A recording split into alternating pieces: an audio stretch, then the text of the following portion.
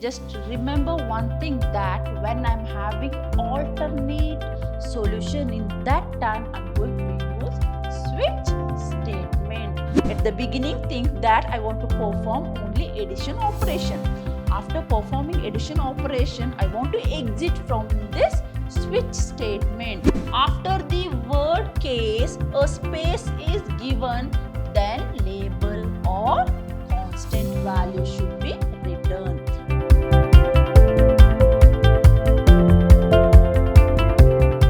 Hello to all, a warm welcome to my new session on control statement. I'm Revati, faculty, Department of Computer Science, Vidhyaashram, Pre-University College, Temple of Excellence, Mysuru.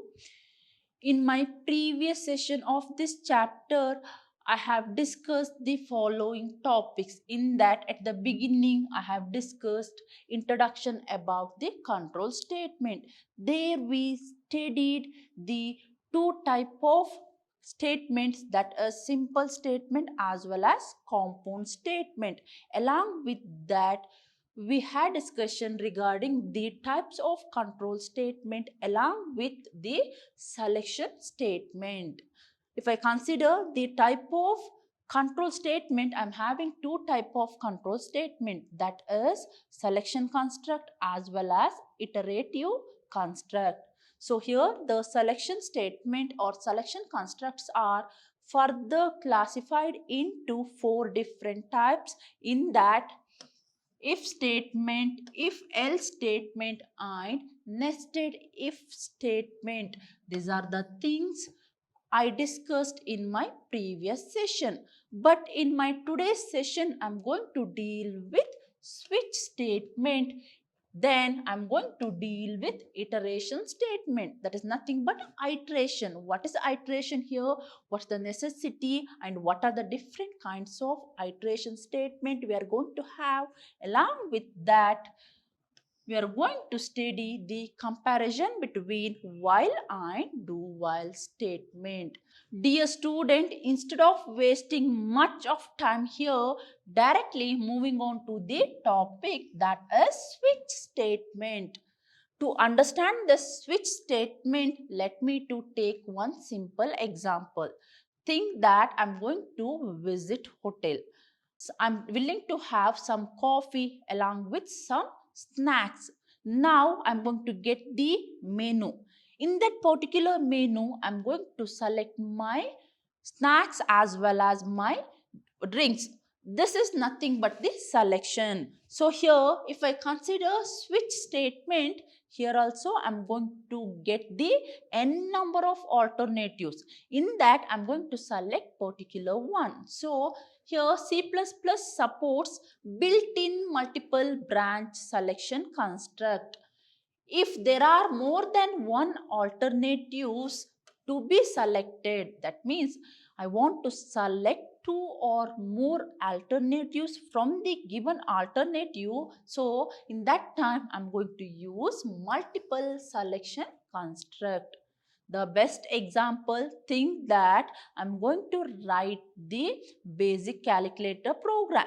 Now I want to provide the option to the user. For example, basic calculator provides the functionalities like plus, that's addition, subtraction, multiplication, division, and modulo.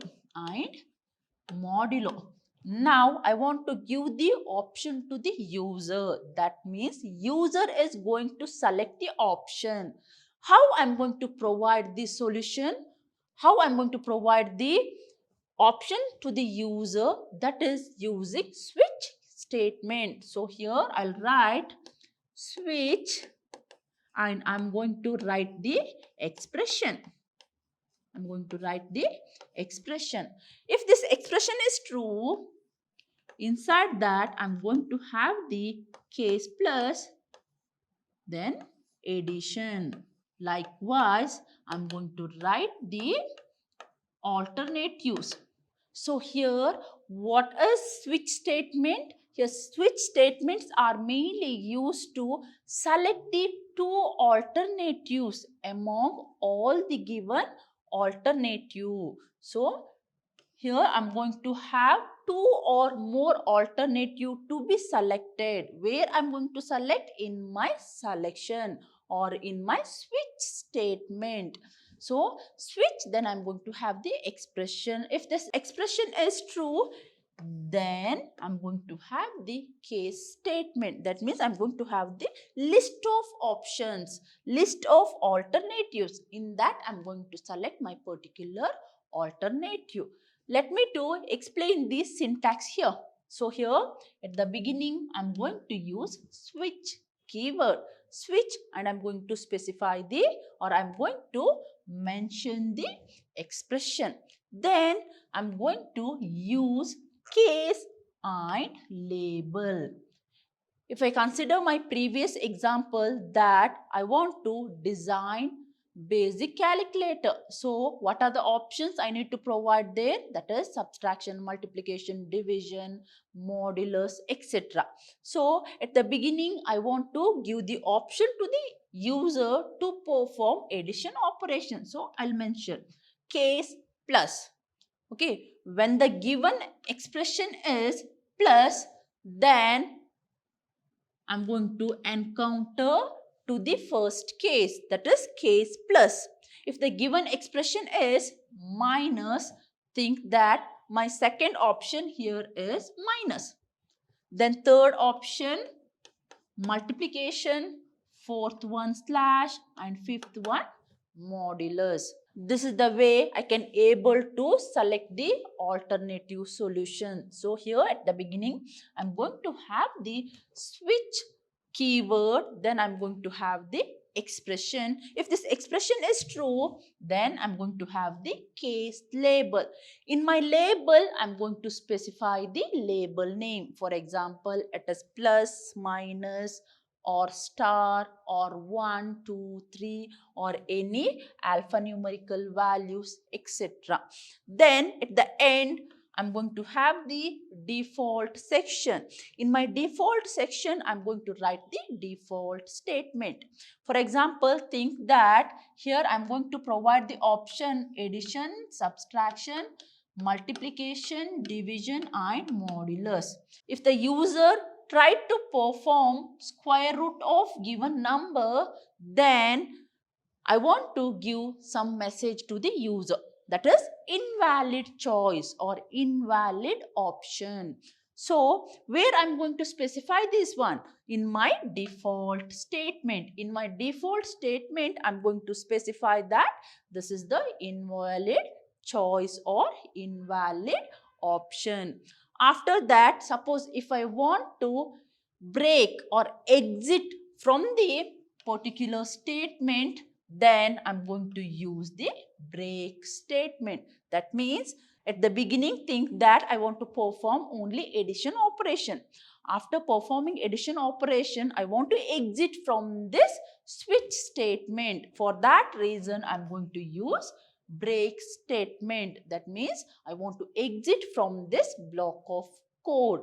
So this is the way I can able to use switch statement in my program. This is the flow chart used to represent switch statement. So here I'm going to have the expression.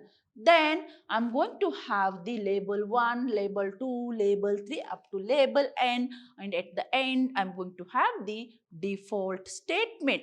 So if I select the expression and it is belongs to label 1, then this particular statement is going to execute. If the selected expression is label 2, then this particular statement is going to execute. And if the selected expression is default 1, that means which is not present in our switch case, in that time I'm going to execute default statement. This is the way I can able to use switch statement in my program. Now let me to explain how we can able to make a rule. That means rule of switch statement. That means how can I use switch statement in my program. So what is the first rule here? That is each case value must be unique. For example, Case 1, case 2, case 3, case 4. These are the valid one. Okay, I cannot write same value again. This is the invalid one. This is my first rule. That means the case value must be unique.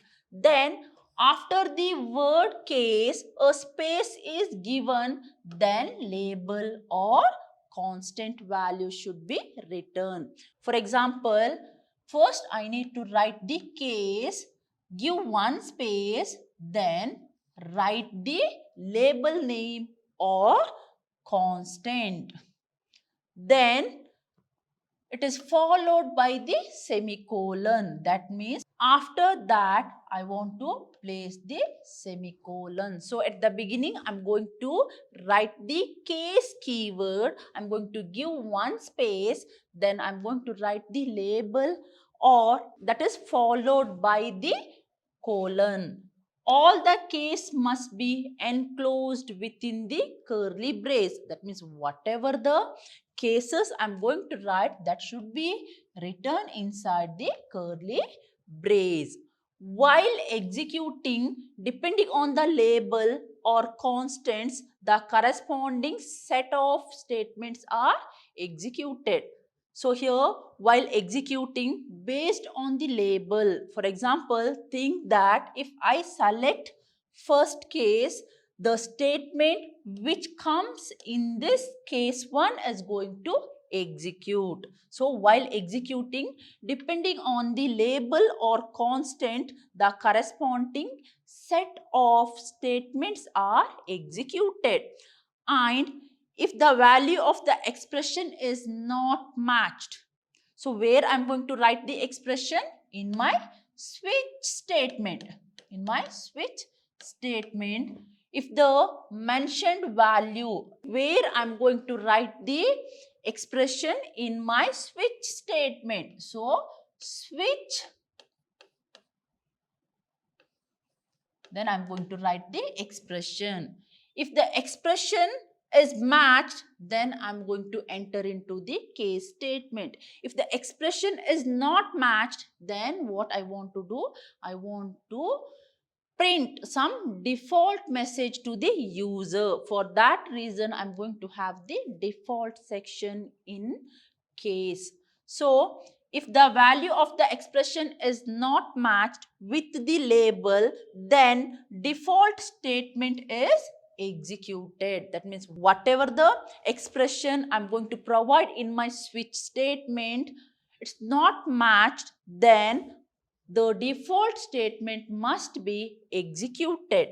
Every case must consist of break statement. That means after the completion of case, I need to write the break. So case label, perform set of action, then write the break statement. So every case must be consists of break statement to terminate corresponding case. Otherwise, the following statements are executed until the break is encountered.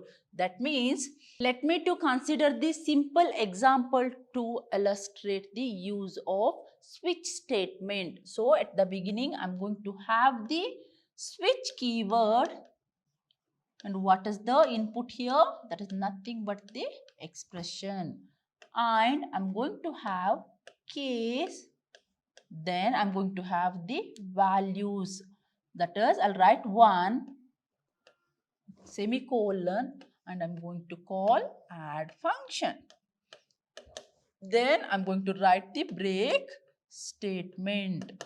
So, each case statement must be followed by the break statement. Now, tell me why each case statement must be followed by the break statement? Because after executing the first case statement, I want to exit from that case. Otherwise, we are going to encounter into continuous flow, that is continuous execution flow. So every case must consist of break statement to terminate corresponding cases. Otherwise, the following statements are executed until break is encountered.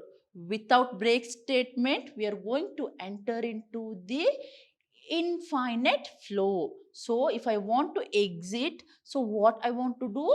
I want to write the break statement. Without that break statement, it's going to continue the execution of the code or program.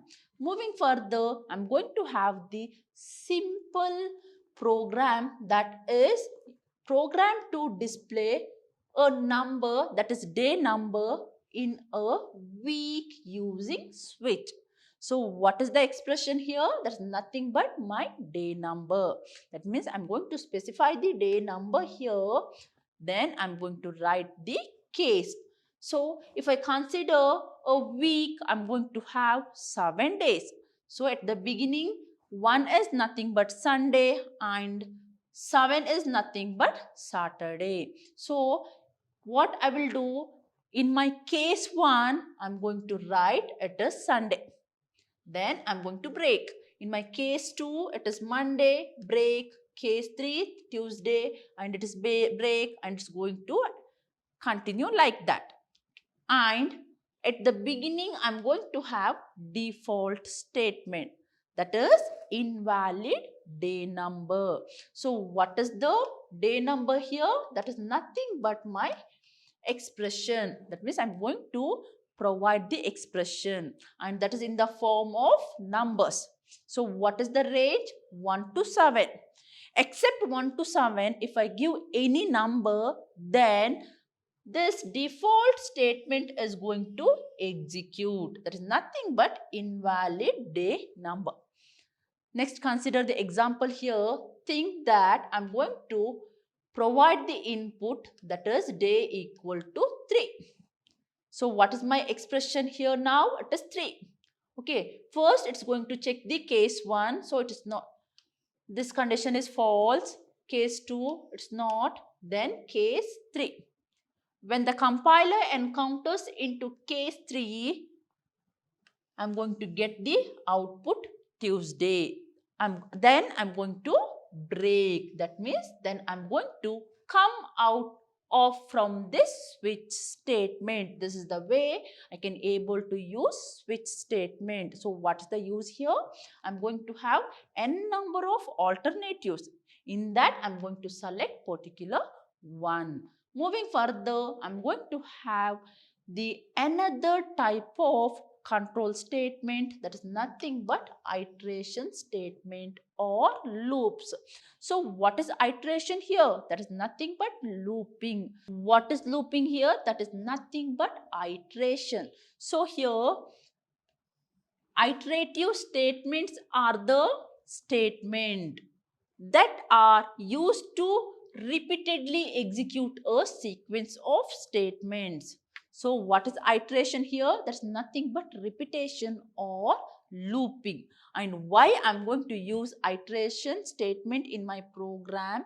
That means certain time I want to repeatedly execute a sequence of statement. So what I want to do? I want to repeatedly execute certain sequence of statement until the given condition is satisfied. So I want to repeat that line or repeat that statement until the given condition is satisfied. So if the given, that is nothing but given number of times. The process of repeated execution of a sequence of statement until some condition is satisfied is called iteration or repetition or loop. So here the process of repeated execution. So what is repeated execution here? Repeatingly, that is repeating or looping of a sequence of statements. For example, think that in my program I'm having 5 lines. Now I want to repeat all 5 lines 10 number of times. So it is 10 number of times, in the sense I'm going to execute or I'm going to repeat same thing again and again. That is nothing but iteration. So how many times? 10 times. So this 10 times itself the condition. So here I'm going to specify the condition. Based on that, I'm going to repeat or execute the statement is called iteration statement or looping statement. So here iterative statements are also called repetitive statement or looping statement. So here you're going to get the question like what is iterative statement or what is repetitive statement or what is looping statement. And there are three types of looping construct which is supported by C++, that is while, do while and for loop. These are the three different iterative statements are supported by the C++ programming language. So at the beginning, I'm going to have while loop. So what is while loop? What is the need of while loop? While loop is called pre-tested loop. So what is while loop? It is called pre-tested loop. The simple example I'm going to take here is, think that I want to write my final exam. To get into the examination hall, I required ID proof along with that hall ticket. So at the entrance or at the beginning itself, I'm going to check the condition. There is nothing but checking hall ticket itself called while loop. So at the beginning itself, going to check the condition. So pre-tested loop. If I consider same example, that if I'm having hall ticket, fine, I can able to write the exam. Another situation, think that I don't have any hall ticket. Is it possible to write the exam? No. Without hall ticket, I cannot able to write the exam. Similarly, if I consider looping here, at the beginning itself, I'm going to check the condition. If the condition is satisfied, then enter. Otherwise, skip. So, this structure checks the condition at the beginning of the structure. Suppose if I use while loop in my program, at the beginning itself, I'm going to check the condition. That is called pre-tested loop. The set of statements are executed again and again. So it is once again looping construct. So it is going to execute set of statement again and again until the given condition is true or until the given condition is satisfied. And this is the syntax here. At the beginning, I'm going to write while keyword and I'm going to specify the test condition. Then I'm going to have the number of statement. So here, while condition may have simple statement and compound statement. That means if the given condition is true, while statement can have single statement or simple statement or compound statement. And this is the example for compound statement. So here, this is called gatekeeper. That means at the beginning itself, I'm going to test the condition. So it is called pre-testing. So what it is called? It is called pre-testing. Entry point. So it is my entry point. So at the beginning, I'm going to have the entry point. There, I'm going to check the condition. If the condition is true, enter. Otherwise, exit or go to some other line. This is the way I can able to use while loop in my program. Moving further, I'm going to have the flow chart. So at the beginning, I'm going to write the condition here. So while this condition is true, I can able to execute all the statements in the while condition. If this condition is false, then I'm going to execute the next statement, that is out of the while condition. This is the way I can able to draw the flow chart.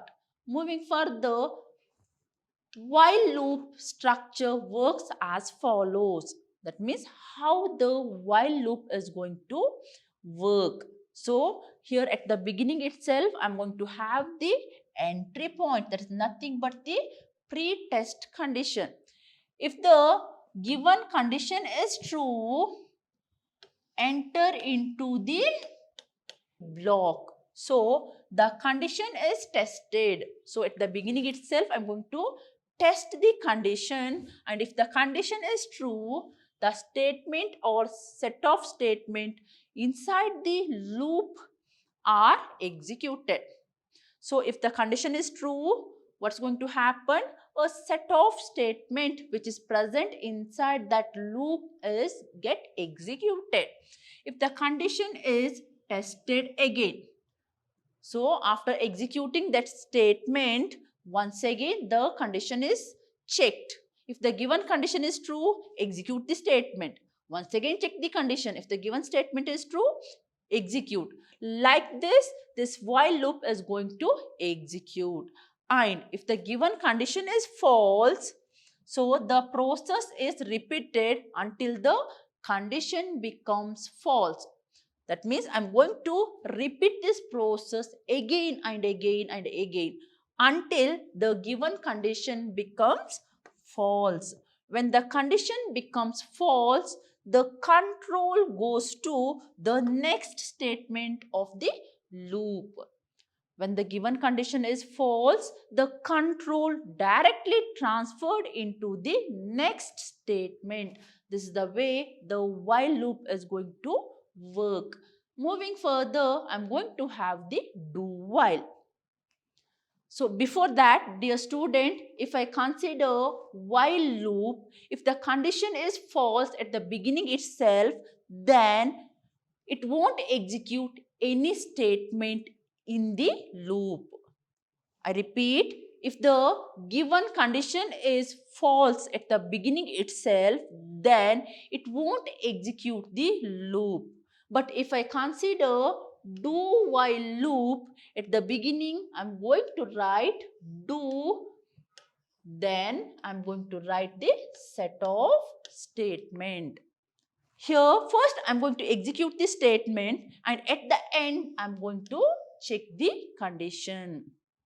If the condition is false, then also it's going to execute at least one time. Why? Because first I'm going to execute, then I'm going to check the condition. So here, this is a post-tested looping construct. Post-test means what? After performing all the execution, test the condition. This structure checks the condition at the end of the structure. See here where I'm going to check the condition at the end of the loop. So here I'll write while and I'm going to place the semicolon. The set of statements are executed again and again. Here also the set of statements are executed repeatedly. That is again and again until the given condition is true. And when the condition becomes false, so when the condition becomes false, the control is transferred out of the structure. That means when this condition is false, the control moves into next statement. So here it is post-tested. That is exit control loop. I can able to use the word exit control. While exiting, I'm going to check the condition. That is exit control loop. Now, this is the syntax I'm going to have here. At the beginning, I'm going to use the keyword do. Then I'm going to write certain set of statement in my do's block. That is, this is my compound statement, and at the end, I'm going to check the condition, that is while, and I'm going to specify the condition and I'm going to place the semicolon at the end. So dear student, just remember one thing here, that if the given condition is false, but still it's going to execute this statement at least one time. So this is the difference between while and do while. Moving further, I'm going to have the flowchart of while loop. So here I'm going to have the n number of statement, and where I'm going to have, that is in my do block. Do, and I'm going to have this much lines, and I'm going to check the condition. That means first I'm going to execute statement 1, statement 2 up to statement n. After the execution of this statement, I'm going to check the condition, and if this condition is false, move to next line. If the condition is true, then execute same statement once again, check the condition. If the condition is true, then execute same statement, check the condition. If the condition is false, then move to next statement. So this is the way the while loop is going to work. Then here we are having the comparison of while and do while. Here I'm going to have the comparison between while and do while. So here at the beginning I'm going to use the keyword while. It is called pre-tested. How to remember it is pre-tested? That is hall ticket. If I am having hall ticket, I can able to enter into the exam hall, I can able to write. The another situation that I don't have any hall ticket, then I cannot able to write the exam. Fine. If I consider do while, it is post-tested.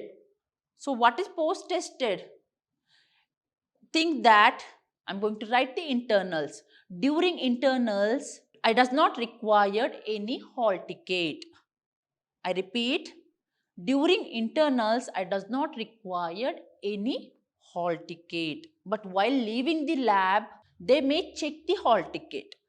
Okay, that is your do while. That means perform all your activity, then check the condition. So the another difference under while is the test the given condition at the initial point of looping structure. So here we are going to check the condition at the initial point, that is the entry point. But if I consider the do while, we are going to check the condition at the end, that is treated as exit point. Now, if the condition is true, body of the loop is executed again and again. Here, under do while, if the condition is true, body of the loop is executed again and again. But one difference we have to remember here, that in while statement, if the condition is false at the beginning itself, then it won't execute any statement in the loop. But if I consider do while, and if the condition is false, but still it's going to execute all the statement which is present in the loop at least one time. If the condition is false, control comes out of a loop. That means in while condition, if the given condition is false, then it comes out of the loop. That is, control comes out of the loop. In do while also, if the condition is false, then the control comes out of the loop. Then the statement may not be executed even once if the condition is false. So what's the meaning here? See here, at the beginning, we are going to have the entry point. So here, if the condition is failed at the beginning itself, then it won't execute any lines. That means it won't execute at least once. It won't execute. So the statement may execute at least once. If I consider do while, first I'm going to perform my operation or perform my job, and I'm going to check the condition at the end. So here I can able to complete my work. Then at the end, I'm going to check the condition. So if the condition is fail, at least one time this do while statement is going to execute. Then the last difference here is syntax. See here, at the beginning, I'm going to use while, then I'm going to specify the test condition, and I'm going to have the statements. Same here, if I consider do while, at the beginning I'm going to have do keyword, and I'm going to have this set of statements, and at the end I'm going to write the condition, and I'm going to place the semicolon. So these are the some of the difference between while and do while. In my today's session, we started with what is switch statement. Along with that, we discussed what is iteration and what are the different kinds of iterations we have under C++ programming language. Let's meet in the next session with some more information about this control statement. Until then, keep watching and keep learning. Thank you.